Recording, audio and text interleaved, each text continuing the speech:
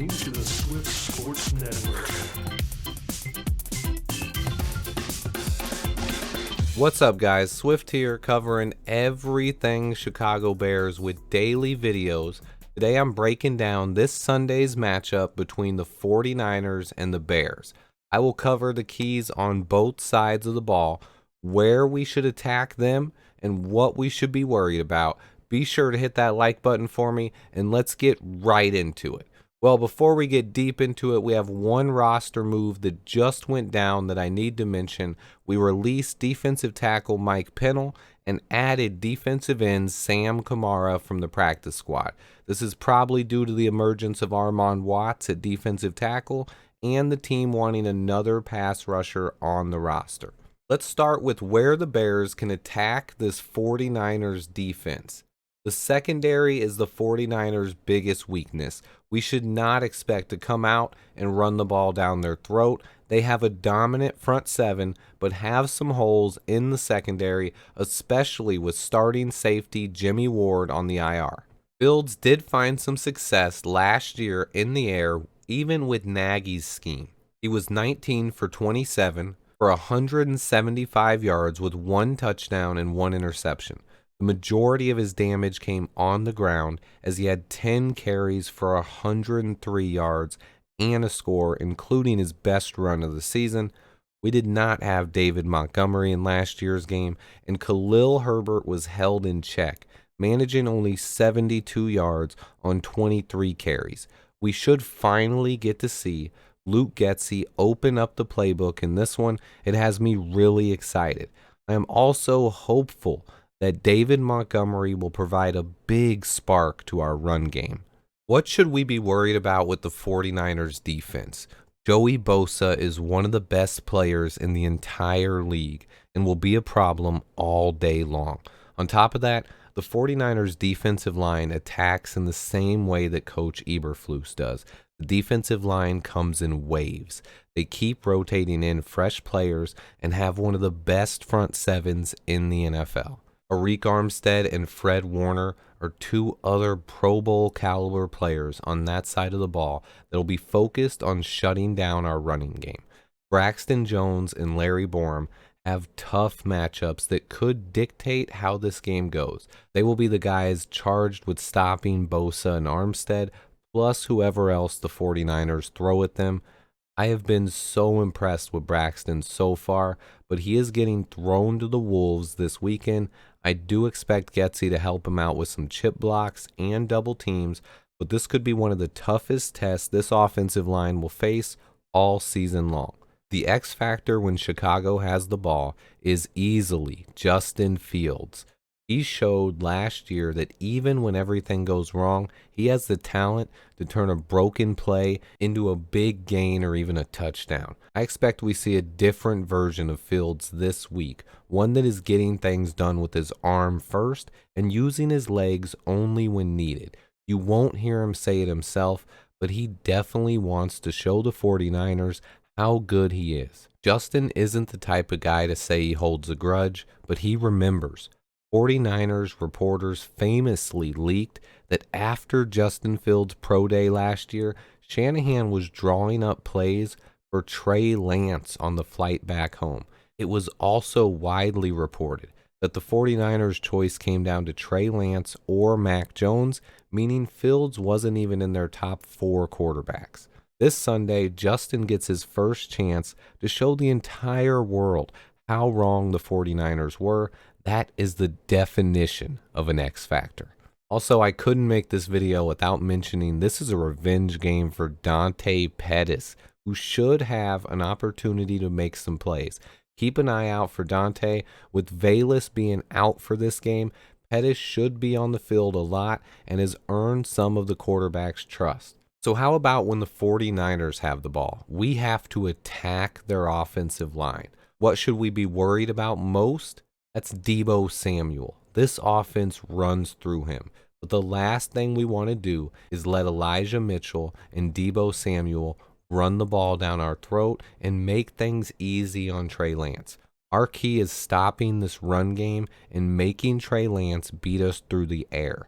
The 49ers have a plethora of weapons on offense. It starts with Debo. They have a stable group of running backs led by Elijah Mitchell. They have the best two-way tight end in the game, George Kittle, who should not be playing in this one, and another ascending receiver with Brandon Ayuk. On top of all this, Debo dominated us in last year's contest. He caught 6 passes for 171 yards, and the 49ers scored 3 times on the ground. They have an offense that the Bears strive to emulate. They dominate teams by running over them with the wide zone scheme. They manufacture touches for their best playmakers, and they find unique ways to get the ball to their best players. They also use play action, bootlegs, and RPOs to throw off defenses. The biggest difference of this year's attack is that it is led by an inexperienced quarterback in Trey Lance. He has looked erratic at times, but has all the tools to be a big-time player in this league. I am not completely sold on Lance yet, which is why we have to stop the run. We can't let them run the ball all over us and get Lance easy completions on play actions and boots. We need to expose the interior of that offensive line and put the game in Trey's hands. I will talk more about the 49ers offensive line in just a minute, but another huge key to this game is whether or not George Kittle plays. His status is in serious doubt as he has missed practice all week. He did not practice today either, and his loss would be a big blow to the 49ers offense. I will say there's a very slim chance that he could play even though he didn't practice all week, but I expect George Kittle to miss this game. Another X factor of this one will be when Trey Lance runs, Roquan Smith is one of the few players in the league who can run sideline to sideline with him. If Roquan can shut down Lance's rushing ability, it will be a long day for the 49ers offense. San Francisco has arguably the best left tackle in football in Trent Williams, who shut down Robert Quinn for the most part in their meeting last year. But what does the rest of their line look like? At right tackle, they are hoping to have former first-round pick Mike McGlinchey back. You'll remember him from the same draft as Roquan. Problem there is he's returning from a torn quad that ended his season last year. On top of that, he reportedly looked rusty early in camp, and then he had a knee injury that has kept him out of practice for nearly a month. Concern out of the 49ers camp is that this could be a recurring issue. On top of that, the 49ers have a very inexperienced interior offensive line. Their starting center from last year, Alex Mack, retired. They also lost starting guard Laken Tomlinson in free agency. They have 3 young players vying for time on the inside with Aaron Banks, Spencer Burford, and Daniel Brunskill. Of the 3, Brunskill's the only one with starting experience, and behind him are more inexperienced players and rookies. To be fair though, Banks is a second-round pick, and they also have a 4th-round rookie competing. I feel like this is being vastly overlooked in this weekend's matchup. The 49ers had a top 5 offensive line in the NFL last year, according to PFF. This, however, is not the same line they had last year. Missing their 2 best interior linemen, they now look for some combination of success from the 3 previously mentioned linemen or possibly Jake Brendel. Either way, the interior of the 49ers line and possibly the entire line outside of Trent Williams could struggle. The lingering concerns about McGlinchey's knee, paired with the departure of their 2 best interior linemen on the team, is at least cause for concern. If the Bears' new defensive line can generate pressure, this could be a long day for Trey Lance and company. The X factor here is, again, how well Roquan Smith plays. If he can help shut down the run game and even apply some pressure on Lance, the defense could surprise and have a big day. On top of that, if you go back through Kyle Shanahan's history in San Francisco, anytime Jimmy G has not been on the field, this offense has struggled. This will be Trey Lance's team now, and he has come into a hostile territory in Chicago. There will be a ton of pressure on Lance's shoulders, and I expect that soldier-filled crowd to be loud on Sunday. I am also looking for Jaquan Brisker and Kyler Gordon to make big first impressions and show up on the field this weekend. I can't wait to see them. Our secondary versus Trey Lance has me dreaming of big plays from this defense. My main point about the 49ers offense is that this is not the offense that went to the NFC Championship game last year.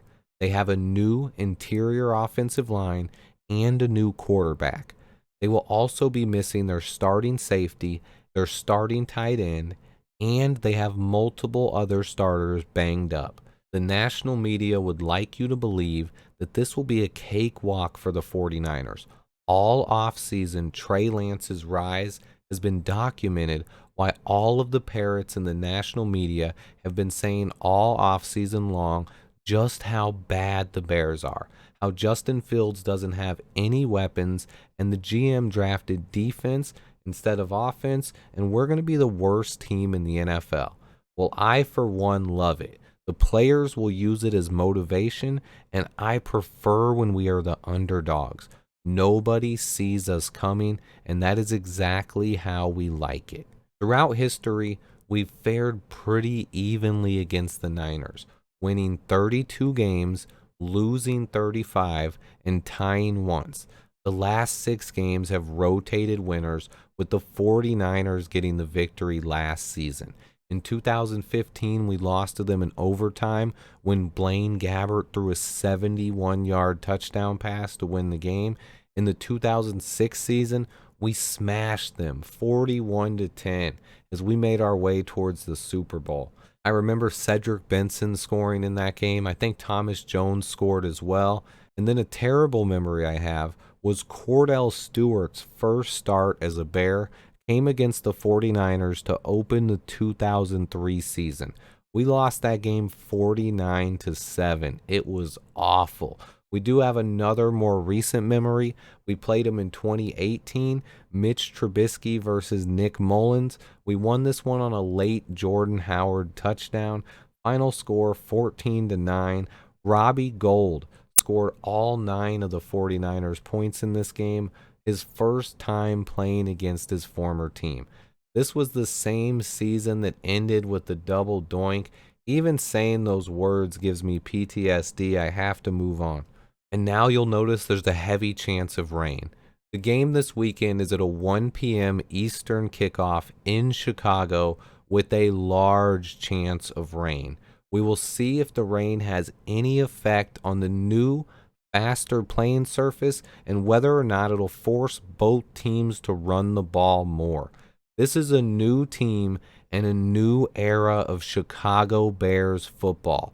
Win or lose on Sunday, I believe this is just the beginning of something special in Chicago. No matter what happens this weekend, it's just one game, and this is going to be a long season. I will be here covering it every step of the way. This weekend, we get the Bears versus the 49ers and a full slate of games on Sunday. The NFL is back, and the Chicago Bears are back. It's time the NFL stops considering us the worst team in the league. I cannot wait until Sunday. Let me know in the comments what you guys are expecting this weekend and what your level of excitement is. Also wanted to give a shout out to my guy Chicago John. He sent me an enormous amount of information about this game, and I couldn't have done this video without him. So thanks a lot, John. Anyone going to the game this weekend, be sure to be safe and have a great time. Make sure you guys hit that like button for me. I'll be back with more videos throughout the weekend. Stay tuned, and until next time, bear down. You know, prove everything that that everybody doubted them on, especially week 1. That team passed on them, so they're gonna have to pay a little bit for that. That's come up. I haven't talked to him about it, but he knows for sure. I'm pretty sure he has that thought in his mindset, but.